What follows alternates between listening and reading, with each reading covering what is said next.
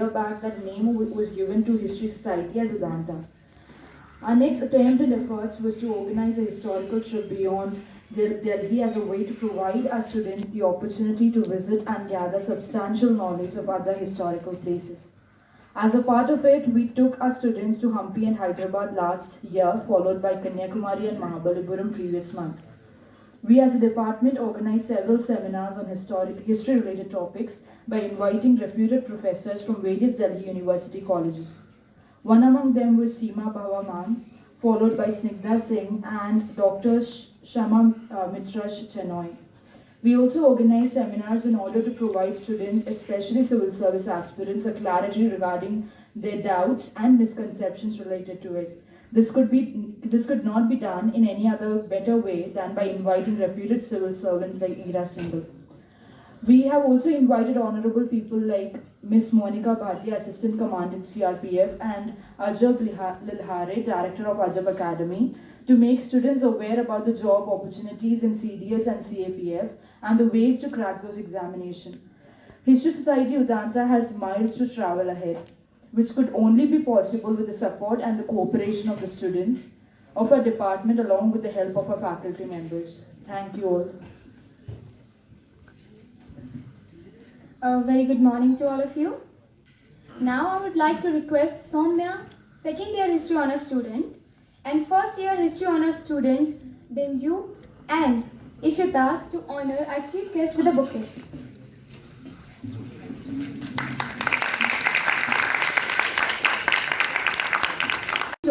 To respected Sir BP Sahu.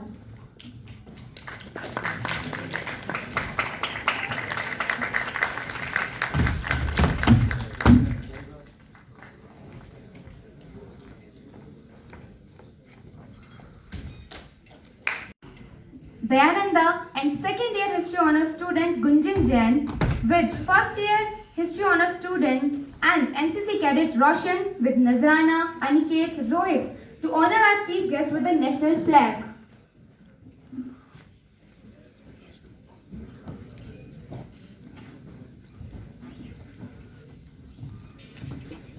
Give a big round of applause.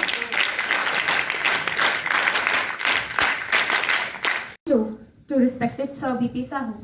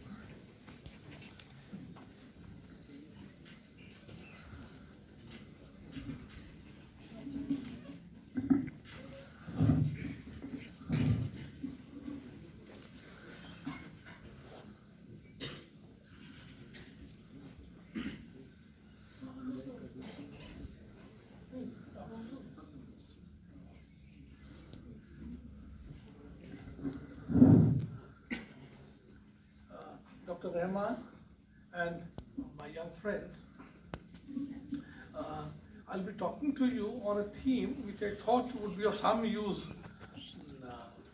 This is on the theme basically broadly called the changing landscape of early medieval Indian history. Now when I say the changing landscape of early medieval Indian history, you might be wondering that what is that I'm supposed to be delivering. And the point that I'd like to largely make is that in the course of the last 30 years or so, what we have observed is that there's been a major shift from the ways in which we looked at early medieval Indian history earlier. And when I say earlier, what I basically mean is that all of you would be familiar with this whole idea that Indian feudalism. Now, this whole idea of Indian feudalism happened to look at early medieval Indian history largely within that feudal paradigm and constructed a certain way of looking at the way the early medieval period was basically envisaged. However, in the last 30 years, or maybe a little more than that, you find several new questions being asked for the early medieval times, and the story or our understanding of early medieval history having undergone quite a bit of a change. Now, what is that this change basically entails? Now, what it goes on to tell us is the early medieval period is largely characterized by a gradual formation of agrarian regions. And when you say it's characterized by the formation of agrarian region, I would like to say, what is that basically mean by it?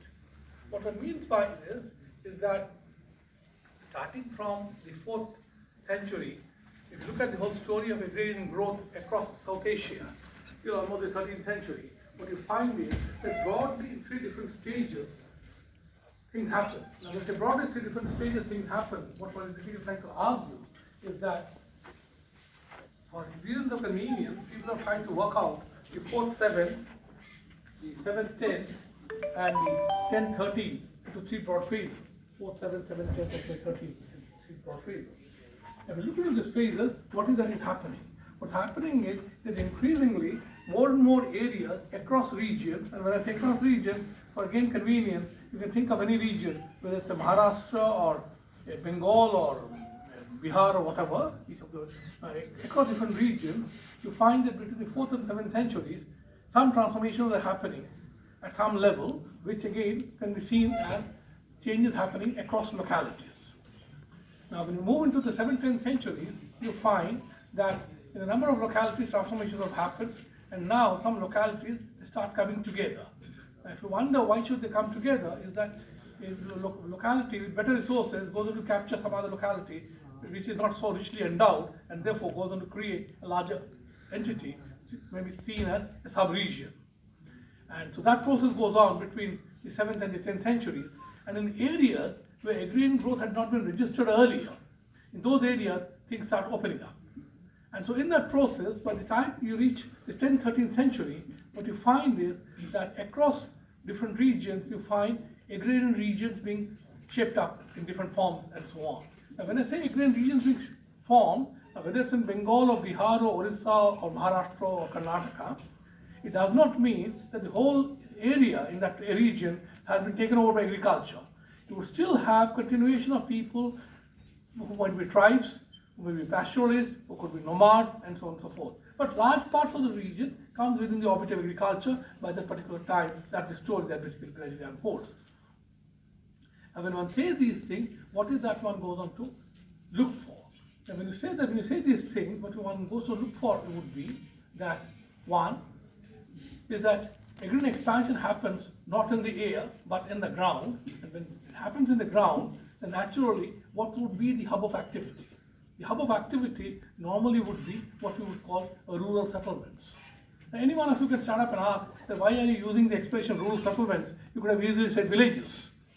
Now, I don't use the word villages or grammars for the simple reason that what you find, if you look into inscriptional data, epigraphic data, what you normally find is not just only grammars or villages, you find a range of settlements. When I say a range of settlements, what you basically have is that you look for the English equivalents, you would find not only grammars or villages, you would also find things which would translate to mean parts of villages, would translate to mean hamlets, would translate to mean herder settlements, and so these are the range of things that you basically find.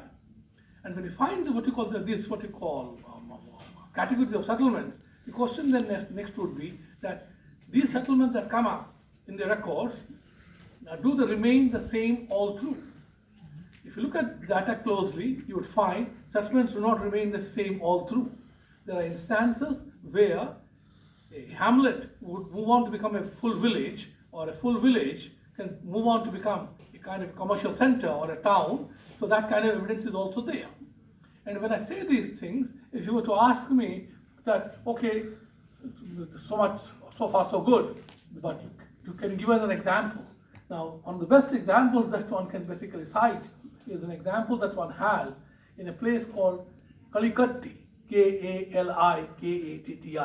Now, Kalikatti is a settlement which was there in southern Karnataka for almost cutting across 2 centuries, in course of your 11th and 12th century. That's the period the Kalikatti is a village there. Now what you find at this site of Kalikatti is that you get evidence for about 15 inscriptions, 12 directly related to that particular settlement of Kalikatti, and 3 not related to Kalikatti but neighboring areas, but reflecting on the story of Kalikatti.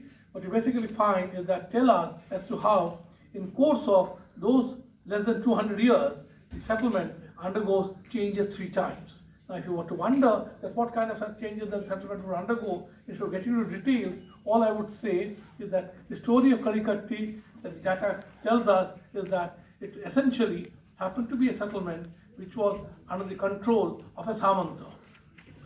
And then at some point it goes under the control of the state, the Hoysala state. And then ultimately it transforms itself to become a part of an Agrahara.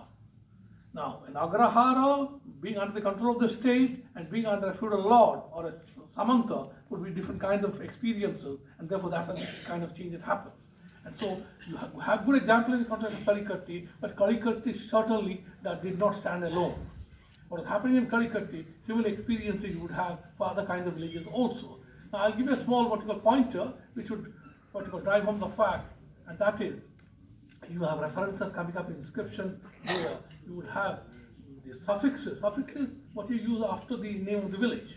If you look at the suffixes, what you would find is that, for example, X Pallika Grama.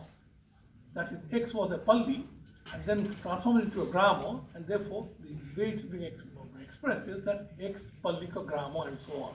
And that kind of changes that settlement underwent, that's the story that can be captured in a large number of cases. And therefore, what you would find is that these are the kinds of transformations that one would basically notice. Now the point is, in talking of these settlements, the point that one should not lose track of is the fact that all settlements were not of the same variety. All settlements were not of the same variety when you say, you could see differences between settlements on a wide range of considerations. The range of considerations would be, one, that all of us are familiar with one thing, that is, we talk about Brahmanic and non-Brahmanic settlements. But the differences between settlements does not end there with just Brahmanic and non-Brahmanic.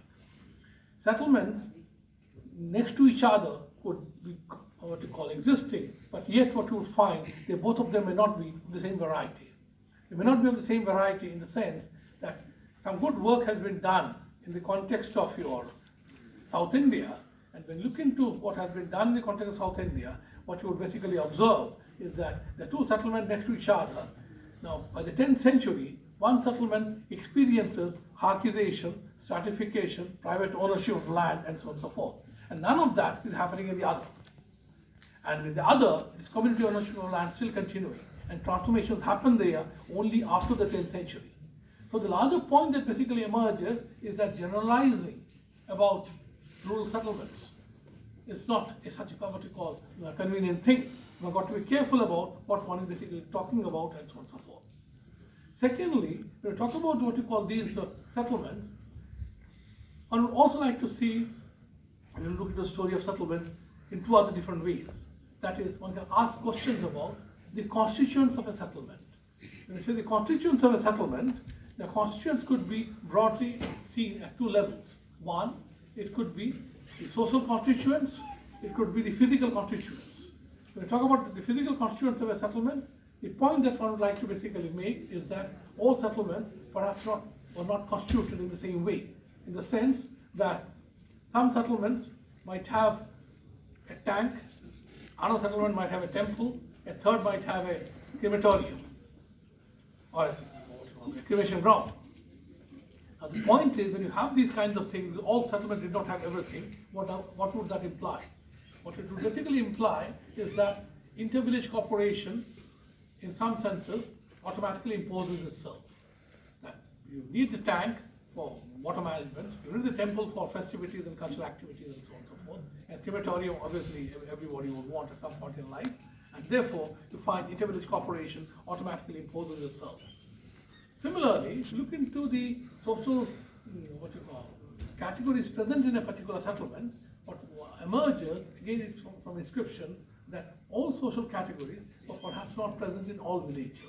If you look into the occupational groups, the professions, the artisans, you find some artisans in village A, some in village B, and some in village C. And therefore, there again, if it comes to what you call your requirements to be fulfilled by the range of artisanal groups, then again inter-village cooperation imposes itself and so on and so forth. So that's one part of the story. Now, besides what you call these things, what you also find is that we're talking about the story of settlements and so on. Settlements need not necessarily be only rural. Settlements can also be non-rural settlements. Now, when you say non-rural settlements, what is the story that you have so far early medieval India is concerned? When you're talking about early medieval India, what you're talking about are also settlements, for example, which are exchange centers. Now, by the time you reach the middle of the 8th century and after, region-wise, you find the rise of a category of settlements which are broadly known to us as hattas. Now, hatta, I think all of you would know. इसको North India में हाट बोलते हैं. ये बुधवारी बाजार है और ये शनिवार बाजार है, and so on. These are basically markets which we have, and therefore these hearts which basically find. Now, those kinds of things that start coming up across regions. They were happening in Orissa, they were happening in Bengal, they were happening in Rajasthan, in Karnataka, almost across regions. Now, by the time you reach the 9th century, you find the rise of another kind of markets, and these markets are known in North India by an expression called mandapika. M-A-N-D-A-P-I-K-A. Now, when you say mandapika, now to understand a mandapika, the easy way would be what we have as its abbreviation called mandi. Now, Adapur mandi, all of us are familiar with.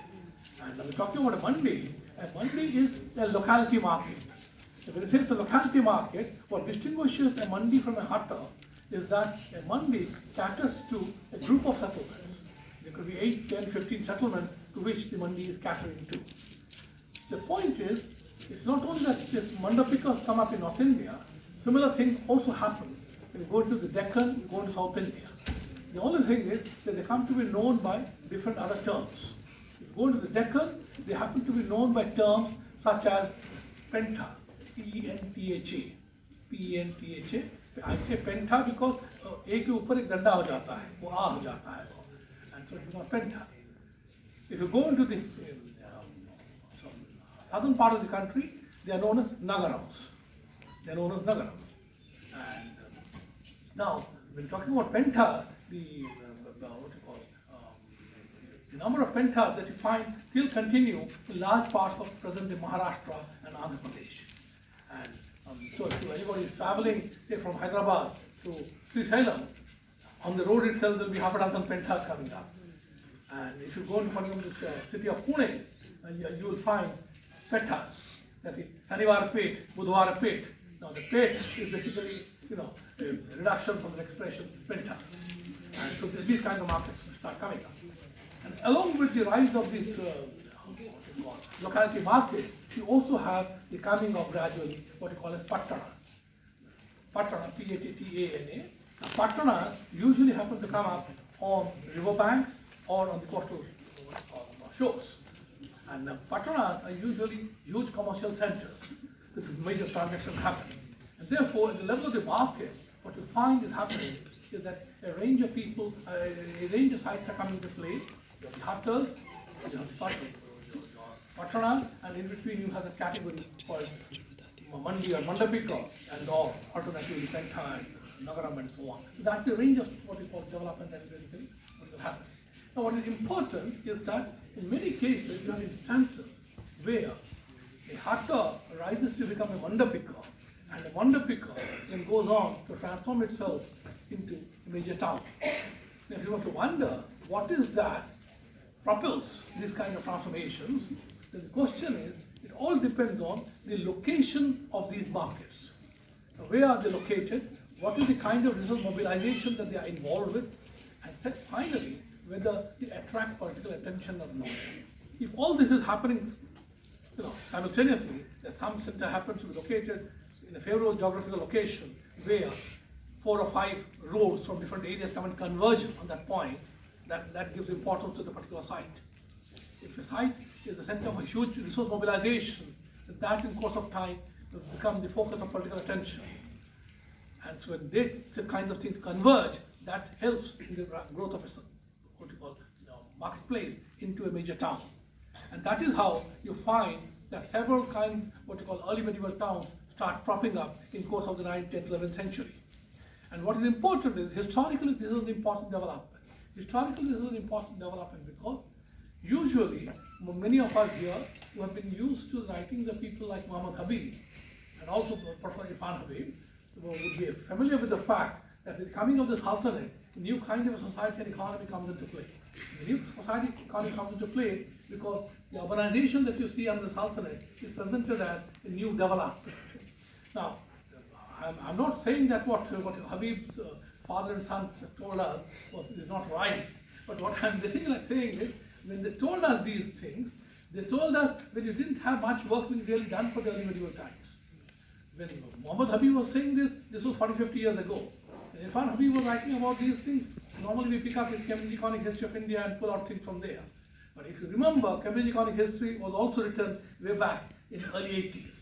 And so if you just allow for that, then you would find that what you find in the course of the last 30, 35 years of research that we have is that several towns, they grow from this kind of foundation. And when I say that several towns grow from this kind of foundation, what I have in mind is, for example, you talk about a city like Kanauj in Uttar Pradesh. You talk about a Udaipur in Mewar region of Rajasthan. You talk about a Visakhapatnam in present Andhra Pradesh. You talk about a Cuttack in present Orissa. Or you talk about a Kanchipuram or a Tanjavur in Tamil Nadu. And such examples can multiply. And so these are all things which evolve in the course of the early medieval century and go on to sustain what we call medieval urbanism. And so that's something that should be kept in mind. And then when you say these things, then naturally, very quickly, one would ask that what are the social ramifications, or the social implications of these developments that we've been talking about. But the social implications of the story would be that society in early medieval times was not necessarily bipolar, nor was society operating on the principle of dhammashastric prescriptions. When I say dhammashastric prescriptions, what I mean is the society was not operating on Brahmana Kshatriya Vaishya Shudra. The stupidity of that argument can easily be imagined if any one of us, for a moment sit down and realize, हम लोग जब एक दूसरे के साथ तालमेल रखते हैं, we don't ask कि आप राजपूत हो या नहीं हो, आप ब्राह्मण हो या नहीं हो. You see, I want to buy something, I go to the shopkeeper and buy my stuff. I want to do a particular job in a government institution, I go and get my job done. I want to perform my duty in whatever profession I am, I go and do it. So we don't necessarily, interact in day-to-day life, asking or looking for consideration as who is the Brahmana or a Kshatriya or Vaishya or Shudra. Now these are not matters which really determine our day-to-day existence, our everyday life. Similarly, if we look into other kinds of societies, whether it is early modern or medieval or early medieval or whatever, now that's how societies all function. And if you look into the realities, what you will find is the early medieval times is creating a whole lot of social categories in all areas. For example, quickly to just run through that story, what I will basically say is that if you look into the agrarian world, what you would find in the agrarian world is that you have chosen what you call well-to-do and rich peasants gradually unfolding across regions. Now, if you look into areas like Bengal and Orissa, you would have categories like the Kutumbins, Kutumbins, Kutumbins, gradually dying out by the 7th century. The Kutumbins happen to be middle-class category of peasants. They are dying out, and in that place, the replacement is by categories called Mahattara, Mahattara. Now, Mahattara is a well-to-do peasantry. The Mahattaras gradually by the 9th century are further added on by a category called Mahamahattara. These categories come up in Bengal and Orissa. Similar categories come up in Gujarati region and northern Maharashtra. If you get into Andhra Pradesh, you gradually find under the Kakatiyas the flowering of a category called the Reddys. And the Reddys is easy to remember because Reddys have continued down to present times. And Reddys are well-to-do rich peasants in different parts of Andhra Pradesh, coastal Andhra, Telangana area, and so on. If you get into Karnataka, you have a category of peasants known as the Gavundas. Now, Gavundas. Now, Gavunda, some of you can find easy to relate because Gavunda ka jo, what you call a different version is called Gowda. And we had Devagowda as one of our prime ministers. and his son happened to be the chief minister about a year ago, and so you find it easy to understand. When you're talking about Gaudas, and the Gaudas are not a homogeneous category. Governors or Gaudas, they're not a homogeneous category. They are internally bifurcated. They are Prabhu Governors and Praja Governors. And I think that does not need much explanation. When you say Prabhu Governors, they are well-to-do Governors, Praja Governors who have missed the bus. And so, that category. And there are further demarcations within that governor category also. I don't know how to get into that, but that's the story. Similarly, you get to Tamil Nadu, you have a well-to-do Vellala peasantry coming up. V-E-L-E-L-L-A, Vellala.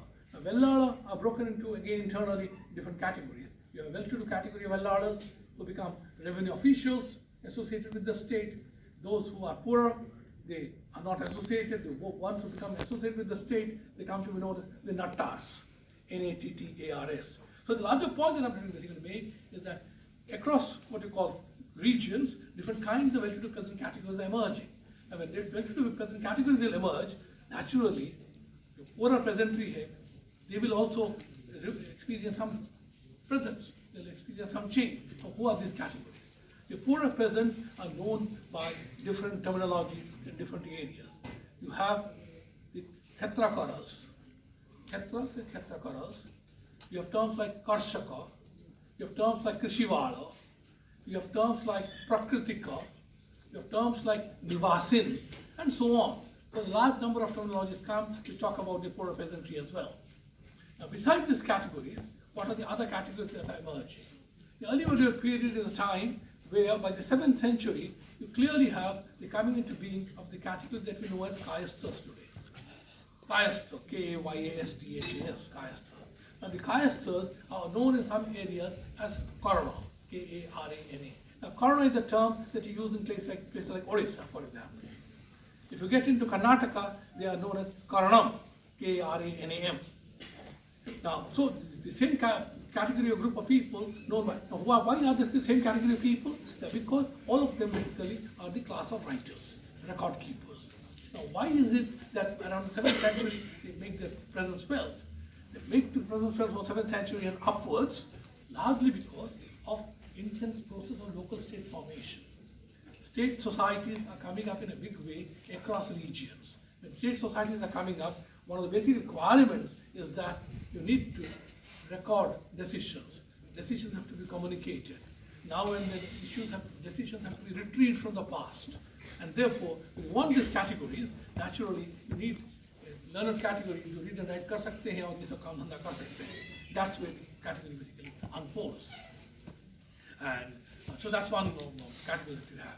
Now, besides what you call these categories, the non-agricultural sector that we were talking about a little while ago, about these patanas and hattas and mandapikas and so on. Now, what is that?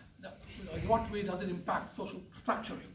What it does is, it throws up a whole range of trading communities. It throws up a whole range of trading communities in the sense that you have categories of traders such as Vanik.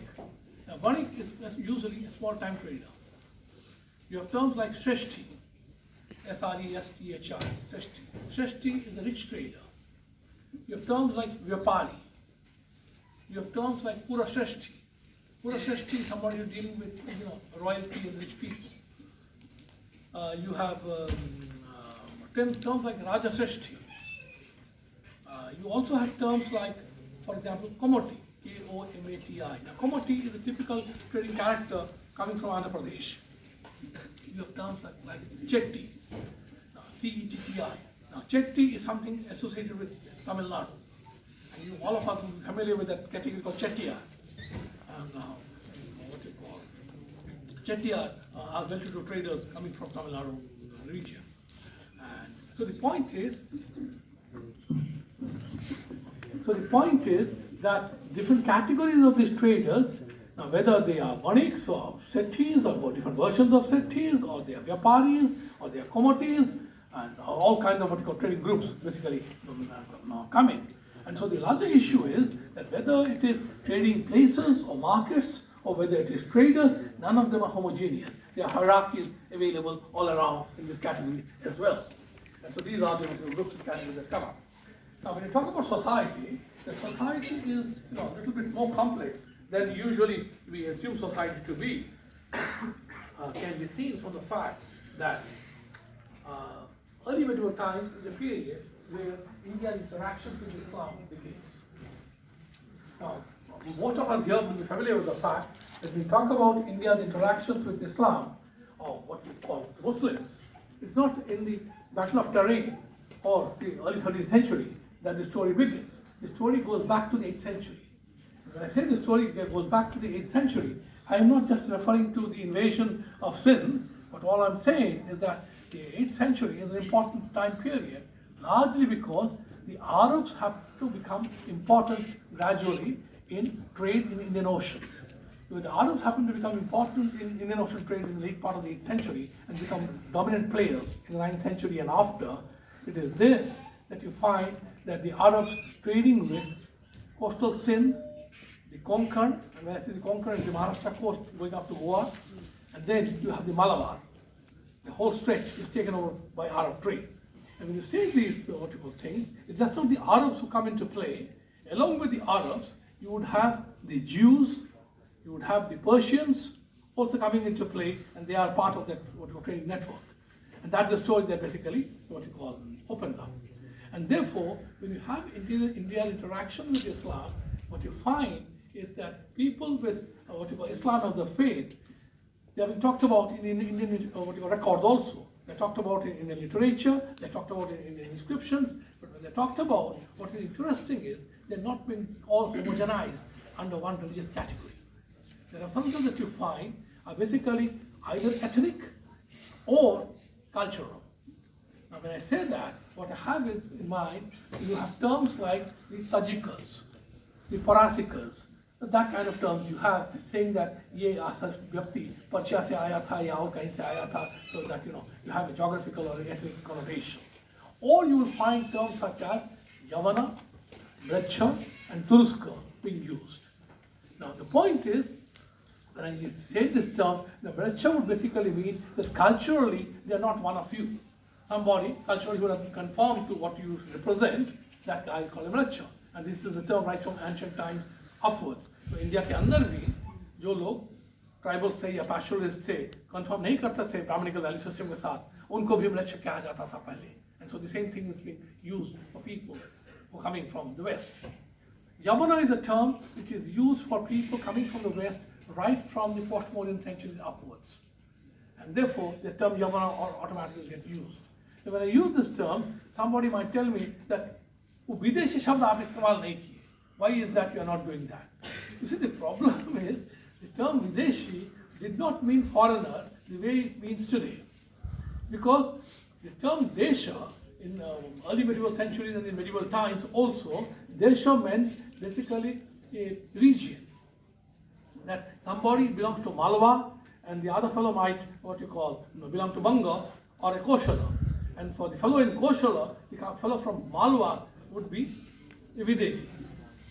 And so that he does not belong to his Desha. And Desha did not, the term Videshi did not have this connotation of being a foreigner. And so the label Yamana, at times, by extension even the expression Turuska, would mean somebody coming from the West. And these are the kinds of terminology that are there. And so what you find is that Islam interacts with the Indian situation. There you have these people coming in as merchants, as administrators, as raiders, as rulers, and in different capacities. And what I'm saying is that if you look into the story under the Rashtrakutas, the Deccan, including Gujarat, become major areas where these groups of people from different ethnic origins come and serve those dynasties. They fight each other in defense of those particular dynasties. So somebody is defending the cause of Maharashtra or somebody is defending the cause of Gujarat, so they fight each other. And so this is what goes on. And you have burial sites of these people in large parts of Gujarat. And so, that's the story. And the point is that India was not a kind of a bounded entity, not interacting with anybody anywhere. Now that comes out very clearly if you look into the story of trade in this particular period. And when I say the story of trade, increasingly over the last 10 or a dozen years, the archaeological data that you have that opens up the story of trade of India with the outside world. For example, many of us here might be familiar with something called a red glazed ware. Not glazed ware, red polished ware, red polished ware. Now, red polished ware is something which was usually thought to end around 300 AD. And therefore, जहाँ जहाँ जिन अकल जो sites में red polished ware मिला, तो कि भाई ये 300 या 400 AD तक खत्म हो गया हो. But increasingly, one found that under controlled conditions, excavation that was conducted in UAE, UAE, all of you understand, United Arab Emirates, and in West Asia, it was found that red polished ware goes on till almost 8th century. And red polished ware is something that moves from the Indian coast. So in the 8th century, में वहाँ red polished ware दिखा रहा है dates. Naturally, 8th century में India से ही ये गया होगा तब वहाँ पहुँचा है. And therefore, the dating of red polished ware increasingly now is coming to the 8th century. Similarly, there's something else which is called turquoise glazed ware. Turquoise glazed ware. Now, what is this turquoise glazed ware? Now, what we call Islamic glazed ware is the same thing as turquoise glazed ware. जो Tombs के ऊपर जो polish thing दिखता है, that is this pottery usually earlier was being dated to the 13th century और रोध होके ज़्यादा से ज़्यादा 11th century तक. That's what people did. But increasingly now it's clear that this ware comes to India in a big way from the 8th, 9th centuries and upwards. And the areas from where it comes happen to be essentially your Arabia, your southern parts of Iraq. That's the area from where it moves. It does not just move onto the Indian coast, but it also moves from South India into Southeast Asia as well. Now, besides what we call this thing, there is something else which is known as, which was earlier thought to be representing wine amphorae. Now, wine amphorae, I think many of you might be familiar with, because wine amphorae are those jars where Roman wine and oil used to be brought to the coast. And so there's a variety of pottery which were thought to represent wine amphorae, but increasingly they are now identified as torpedo ware. Torpedo ware, T-O-R-P-E-D-O. Now, torpedo ware is something which is what we call a kind of a pottery, which is internally you have bitumen layers so that they can carry liquid also. So that is what we call kind of pottery that comes up. And in terms of the chronology, you go up to the 9th century or so. And so the point is that this is the kind of what we call material that's been increasingly what we call located in different parts of the Indian subcontinent, on the west coast more, and also there's some presence on the east coast, suggesting that India is at the center of Indian Ocean trade, where things that are being exchanged between West Asia, East Africa, move on to the Indian coast, and from here they move to Southeast Asia and the China Sea. And that story is important. That story is important because when we talk about the coming of the Portuguese, the Dutch, and followed by the English and the French, we think कुछ remarkable चीज आके कर गए. हम लोग कुछ नहीं करते थे, कुछ नहीं करते, आता जाता था हम लोग को, ये लोग आए और चमत्कार कर गए. But the point is, if you look at the story now as it emerges, the story goes back to the early medieval centuries. From the 8th, 9th centuries upwards, the trade networks that start operating. It's just the question of, at some point the Arabs were dominating, at some other point the Indians come into play, and at the third point the Chinese come on to dominate the scene, and ultimately you find the Portuguese and the Dutch come in, and that's where the colonial expansion enters the field. So it's a continuous story with changing dominant partners in the Indian Ocean. That's basically what is happening. And when I'm saying that, any one of you can ask, "Khali, aap bol rahe hain, or is there something more concrete for you to talk about this?" Now, for that, all I would basically say is that if you move into South India in particular, the data that you have is far more numerous, and therefore I move to South India. Now, the data that I have, I'll give you two examples to make the larger point. One is the rise of a whole lot of trading guilds. As you move into the 8th, 9th century and after, a large number of guilds come up. Now, most of you here will be familiar with a term called Honourable 500, A-Y-A-V-O-L-E. At times it's A-Y-Y-O-V-O-L-E, Honourable-500. Now, Honourable 500 is something of a trade guild which operates within the region. There is something operating within Karnataka, then move on to Tamil Nadu, and so on. You have an expression called Manigramam, M-A-N-I-G-R-A-M-A-M, Manigramam. The MoneyGramam is a trade guild which cuts across regions. There are MoneyGramams which were trading between Tamil Nadu, Andhra, Karnataka, and so on. The MoneyGramams are also a guild which trade with Southeast Asia. And there are at least 20 references of their trading with Southeast Asia. And because of that, you find what you might know as diaspora, the Tamil diaspora trading with Southeast Asia, and there are categories like the Chulias, categories like the Klings, who moved from Tamil Nadu and trade with Southeast Asia, roughly between the 12th to the 19th century. And there's a third category of trading guilds, which are what are known as Anjuvanam, Anjuvanam. Now, Anjuvanam is a trading category which essentially trades between the Kerala coast or the Malabar coast and West Asia. And that is what we call emerging again from 19th century after. Now, that this is happening can be seen from the fact that at Egypt, in Cairo, you have a bunch of records which are known as the Ginza records.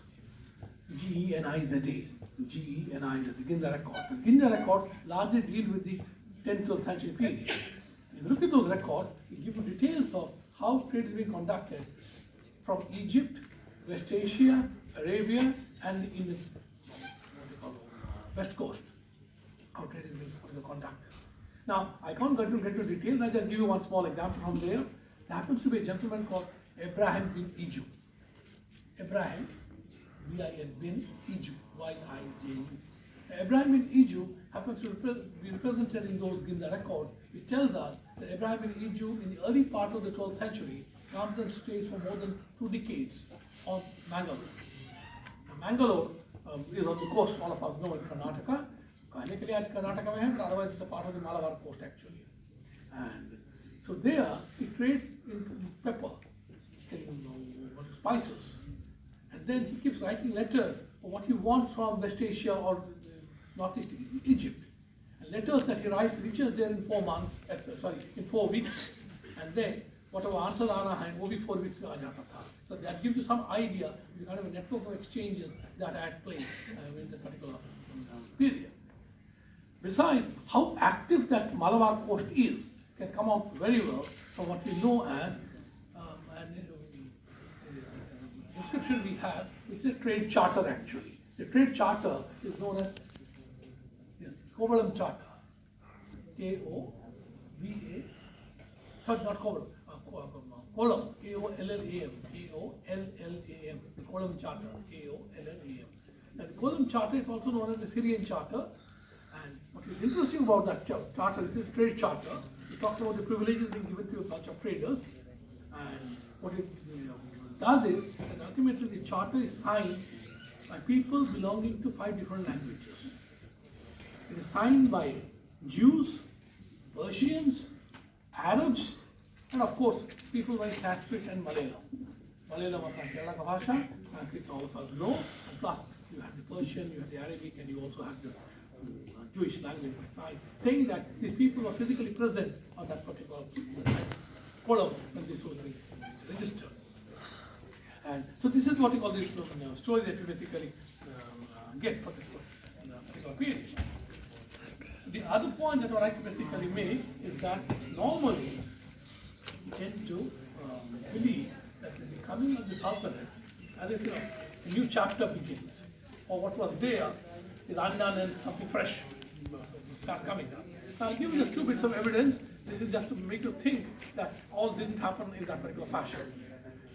The evidence that I give you is a nice paper that two of these ladies wrote. One is a lady called Supriya Verma from JNU, and then another lady called Jaya Menon. Together wrote a paper. What I've done is they looked into the archaeological data that is available for about half a dozen sites from Thaneshwar, present Kurukshetra, to Rajghat near Varanasi. And in between you will have sites like Purana Kila in Delhi, you will have sites like Lal Kot in the Qutub Minar area, and so on, about 6 of the sites. And what they find is that the material that you have, day-to-day, everyday use material, cups and saucers and plates and bowls and things, that they are the same between the 9th, 10th century and the 14th century. They don't change. So Sultanate or no Sultanate, whether the Tomars were there, or the Chauhans were there, or the Sultanate comes in, the range of material objects in use, day-to-day use, remains the same. It doesn't undergo any kind of a transformation. So now they might be changing, bit by bit within what is available, but very large-scale radical transformation is simply not happening. Similarly, I'll give you an example of another thing. Many of you here might be used to or familiar with an inscription called Palambauli inscription. Now, Palambauli inscription is an important inscription because if you look into the inscription, there's a prashasti running through. Now, prashasti is geology. Now, prashasti is something not invented during the Sultanate. Prashasti is something which starts off with Kharaveda, which starts off with Rudradaman, Junagadh inscription, and Gupta period onwards goes up in a very big way. Now, prashasti that which particular king and his family ka Gurgan hota hai. And that is what we find in this Palambauli inscription. What it goes to tell us is to how that under the benign rule of this what we call Balban, that everything is going nice and fine, and that's in that context that somebody, what we call, fellow wanted to create a particular step well, and that's how the whole thing is being done. Now, the comparisons that you have, the similes that are being used, is that Balban's rule is being compared to as if Vishnu is lying on the milk ocean with Lakshmi by his side, and everything is nice, fine, wonderfully well. And so the point is, prashasti is the way they were being written earlier, that can go on and continue into these types of results. And more recent work by my colleague Sunil Kumar would show, even in the matter of administration, much did not change. It's only the top bracket of the administrative structure that was replaced by another elite structure, but otherwise, the middle rungs and the lower rungs of the administration remained almost the same. And the reasons were very simple. That people in the middle rung and the lower rung were ones who were of immediate concern. They knew the local conditions well. So if you wipe them out, then you won't know what to basically do. So it's only the top elite which changed, otherwise other things remain the same and so forth. Now increasingly, the point that I'm trying to basically make is, whether in terms of social structure, in terms of the rise of what you call it, urban foundation, in terms of what you call material remains, much remains the same. It's not as if with the coming of the Sultanate that there was a break or there was a radical transformation, and that is something for us to think and what you call understand as to what are the developments that were taking in the early medieval, or what is the connection between the early medieval and the what we call the Sultanate. And that story comes out quite well if you move out of North India. If you are getting into Bengal, get into Orissa, get into Andhra Pradesh, get into Karnataka or Tamil Nadu, you'll find there's a great kind of a continuity. There is change happening, but change within continuities roughly between the 5th, 6th to the 16th century. Almost till your, what you call, the Battle of Talikota. It's a continuous story that you basically have. And therefore, it's not as if there are a kind of rupture of the break. And what I'm saying, you can check it for yourself. You pick up that book called India Before Europe. India Before Europe, that small little book that you have by what you call Asher and Cynthia Talbot. You pick up the book, you'll read for yourself, you'll find that the story was basically which opens up. And so the point is, ultimately, to sum up what I'm basically talking about, the larger point that I'd like to basically drive home is that right from the beginning to as you go into the medieval times, what is the picture of India that you basically what you call get? You don't get a picture of a unified India. The picture that basically emerges is one of plurality, diversity, and so on. And why do one say that? Because the differences, earlier you talked about the difference between the Aryas and the Vrachas, or the difference between the town and the country, or you can talk about the differences that existed between Bana and Khetra, the settling habitat and the wilderness. And these were very much there. But nevertheless, some kind of what you call commonality was continuously what you call attempted to be created. And if you wonder how will that commonality be created, the commonality was being created through a process of interaction, through a process of local state formation, through some kind of a dialogue between what you call Brahmanism and what you might call popular heterogeneity, the Orthodox Brahmanism and popular heterogeneity. And if you were to wonder that how were these interactions happening? Now these were happening because of the pressures of local state formation, pressures of local state formation in the sense that any new dynasty comes up, any new Raja or family grows up, needs legitimacy for itself. Courtly ideology has to be created. When you say courtly ideology has to be created, the ideas and values of different groups of people have to be assimilated and structures have to come up.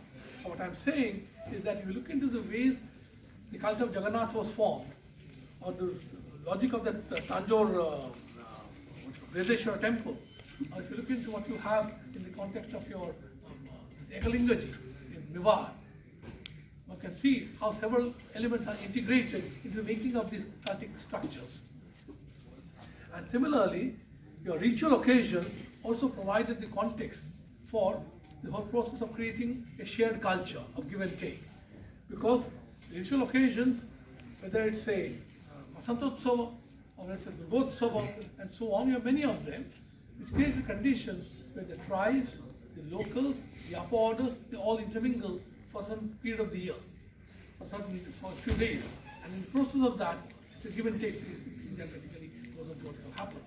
And so the point is, there is what you call an effort to create some kind of commonality, but frankly, within that commonality, the differences of multiple considerations are very much there. And so this country has never been a homogeneous entity, and that is something that we got to keep in mind. I think I'll stop there, and for all of you, you're free to ask anything that you wish to, and I hope I can answer some of them. Thank you.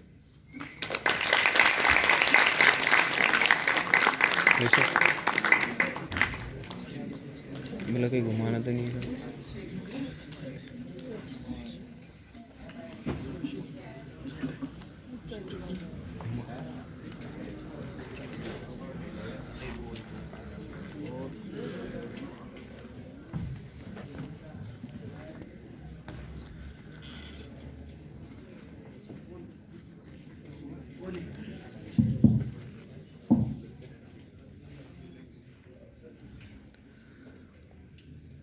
Question.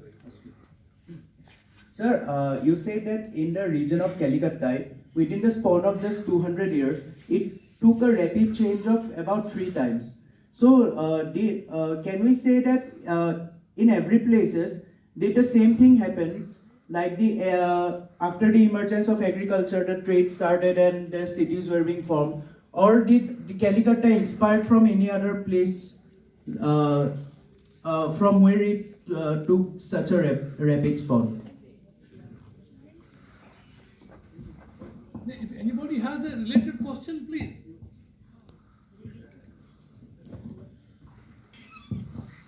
Sir, you said that in the medieval India, the religious factor, one of the fourfold dominated the rural settlement. So, what basically dominated the rural settlement, and what was the degree of formation of rural settlement in that time of period and in the other part of the world? What dominated rural settlement? You said that the fourfold didn't actually dominated the rural settlement. So, what actually constituted its dominance?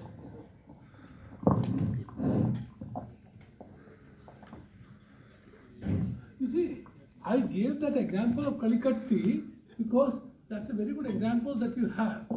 And because unlike modernists who can lay their hand onto the archives, and any one of you moving on the roads of New Delhi can see itna bada building ye archives ka karke. And so you have records and records all preserved there for the say late 18th to late 20th century. Ancient what you call historians are not equally blessed. Now it is one of those rare instances when you have a dozen inscriptions from within that settlement called Kalikatti, which reflects on that, and that too from within a period of just less than 200 years. And therefore I gave that example. But what was happening in Kalikatti, not necessarily the same thing will happen everywhere, you see.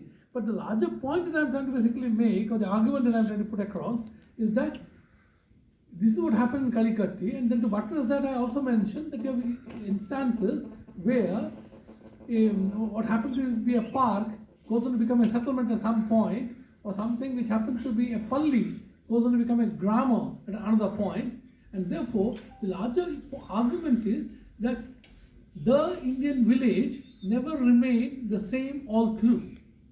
And what you call, and that issue needs some consideration, largely because if you look into writings on this whole idea of the Indian village community from the early 19th century, almost till the middle of the 20th century, somehow historiography after historiography, whether they were colonial or whether they were national or so on, it talked about the Indian village community, that men may come and go, but the Indian village community remains the same forever. That is not exactly what you have obtaining in the last 30, 40 years. Because that villages are also changing, that's the point that basically emerges.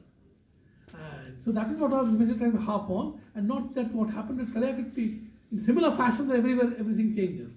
There are changes fine, but you know the rate of change, the direction of change, they can vary across spaces.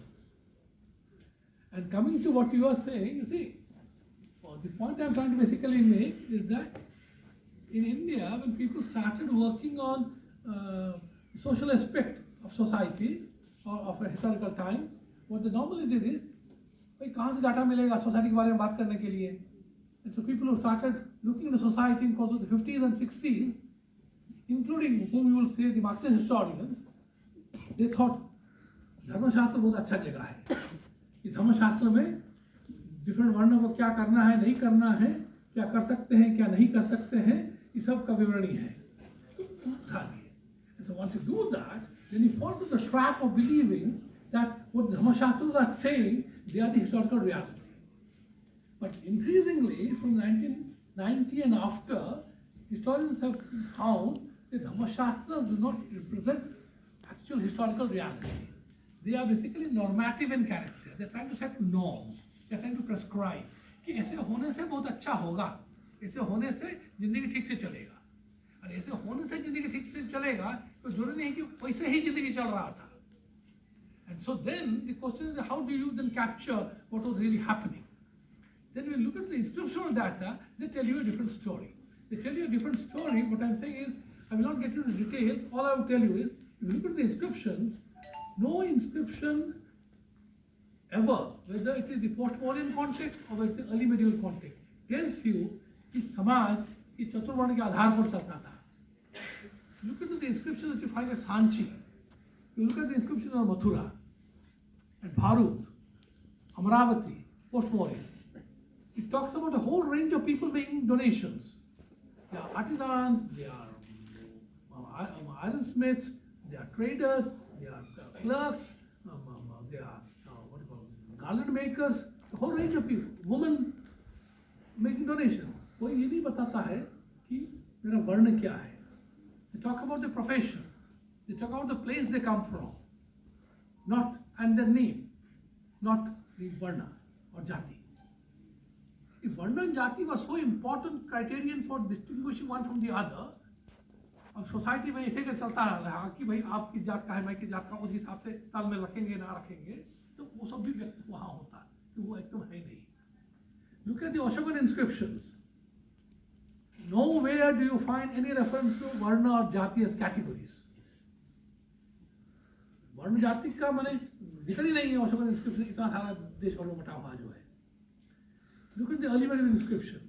खाली early medieval inscriptions आप देखेंगे गुप्त काल का बाद, वो कर्नाटक का बात करिए, उड़ीसा का बात करिए, बंगाल का बात करिए, जहाँ का भी बात करिए, वहाँ राजा खाली व्यक्त करता है कि मैं वर्णानुसार अपना रूल कर रहा हूँ, वर्णानुसार ये कर रहा हूँ. लेकिन वर्ण क्या क्या वर्ण कहाँ है इसका कोई जिक्र किसी में नहीं आता है. सवाल आप करेंगे तो राजा ऐसे क्यों बोलता है? राजा इसलिए बोलता है कि राजा जो है he is supposed to be seen and perceived by people as conforming to norms. कि राजा जो है वो नॉर्म के हिसाब से चलना जरूरी है. राजा नाम को खंडन कर देगा तो आप पर हम जनसाधारण है सब तो विद्रोह कर देंगे. Therefore, the Raja will have to be continuously shown to be representing what is prescribed, what is normative. Therefore, Raja व्यक्त करता है. लेकिन उसके बाद राजा व्यक्त करने के बाद कहीं कोई नहीं आता है कि शूद्र वो कर दिया या ब्राह्मण वो कर दिया या क्षत्रिय वो कर दिया. So that is the larger issue. And therefore, समाज में जो occupations के लोग हैं, जो professions के लोग हैं, उससे गाड़ी चलता है. और जो professions के लोग हैं, जो occupations के लोग हैं, ये चीज आप ये सवाल मुझे कर सकते हैं कि आप जाति का बात नहीं कर रहे हैं, जात पात का नहीं करके आप ऑक्यूपेशन का बात बोल रहे हैं। रीजन इज ये ऑक्यूपेशंस ट्रांसफॉर्म हो जाते हैं आगे जाके जाति में, लेकिन वो ट्रांसफॉर्मेशन जो प्रोसेस है वो ज़्यादा क्लियरली रीजन आफ्टर रीजन में आता है, खास करके 12th-16th centuries and after. It does not come out much better before. In region after region, if you see, you find some reference to some occupational groups, some professional groups between the 4th and 7th centuries. वो जो some reference में बोल रहा हूँ, या 3-4 वहाँ 3-4 ऐसे आते हैं. You come to the 7th-10th centuries, उनका संख्या बढ़ता है. 10th century and after संख्या बढ़ता है, but it accelerates immensely roughly between the 12th and the 16th century. अगर सवाल आप करेंगे कि 12th और 16th century के दौरान क्यों accelerate कर जाता है extensively in region after region, the reason is the 12th, 16th centuries are the period which coincide with what you might call the emergence of regions in Indian history. When I say the emergence of regions in Indian history, I am not referring to present-day Bengal or Orissa or present-day Gujarat or so on. What I am referring to is the sub-regions which constitute these regions. क्योंकि कोई भी इसमें उठाइएगा, जैसे बोल के महाराष्ट्र का बात करेंगे, महाराष्ट्र कम से कम 4 रीजन को लेकर महाराष्ट्र बनता है। कोंकण, देश, मराठवाड़ा और विदर्भ। विदर्भ, मराठवाड़ा, कोंकण और देश है, ये उभर के आ जाते हैं 12वीं-16वीं शताब्दी के बीच में, आगे जाके मिलके फिर महाराष्ट्र बनाते हैं। ये जो चित्र है, यही चित्र आपका रीजन वाइज मिलेगा। आंध्र का बात करिएगा, वही हाल है। तेलंगाना, कोस्टल आंध्र या Vengi, and then you have dry area Rayalaseema, तीनों को मिलके वो आंध्र आगे जाके बना था। And so any region you might talk about, this is the reality. And therefore जो रीजन फॉर्मेशन हो रहे हैं, 12-16 के बीच में हो रहे हैं, जो रीजन फॉर्मेशन हो रहे हैं, उसमें the social structure, economic foundation, cultural ingredients सब एक दूसरे को जुड़े हुए रीजन फॉर्मेशन में मदद करते हैं। That's how the whole story develops. And therefore it's not as if कि जन्मांतर से जाति प्रथा देश में भरमार था, ऐसा नहीं था।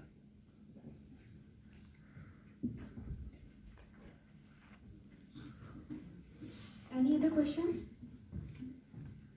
Yes.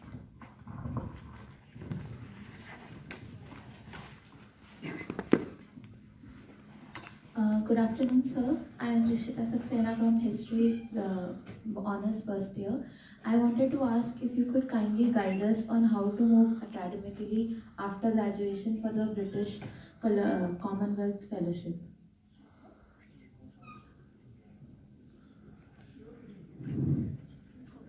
You see, wait, please. All I would like to basically say is that the first requirement for a Commonwealth Fellowship is that you are eligible to apply only if you have a first division in MA. And so the first requirement would be that you have to have a first division in MA. And then you are free to apply. And for Commonwealth Fellowship, obviously, you know, normally whosoever applies wants to go to England. And whereas when you're talking of Commonwealth, the Commonwealth has a larger spread. So that you can see for yourself कि भाई मैं England जाना चाहता हूँ या New Zealand जाना चाहता हूँ या और कहीं जाना चाहता हूँ या ऑस्ट्रेलिया जाना चाहता हूँ. Now why I'm saying this is that, you see, if there are 4 fellowships and 40 applicants to go to London, there would be lesser competition to go elsewhere. And so that is something that you will have to find out. So obviously, going to London has its own fascinations, but लेकिन ये आपको करना है. But at the same time, there are other things that you should, what you call, know. You see, now, saying this is not a very happy thing, but you know, because I'm talking to you, and I should be more frank with all of you. You see, the number of fellowships, whether it's Commonwealth or other fellowships that are available from the United States and so on, the number of fellowships available are much more if you are working on what you might say,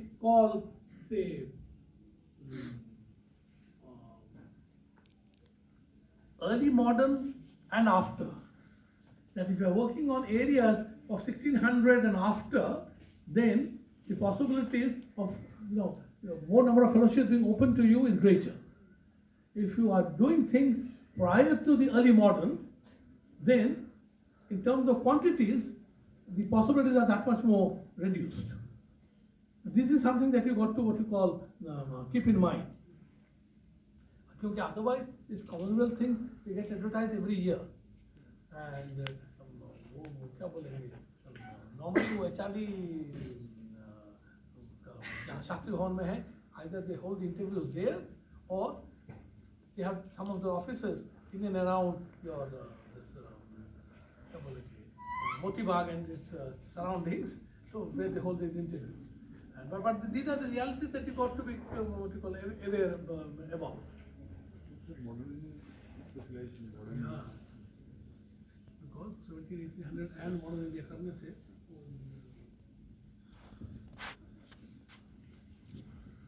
Any other questions?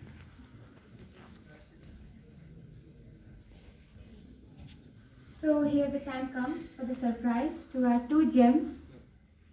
Firstly, actually they both are from different fields.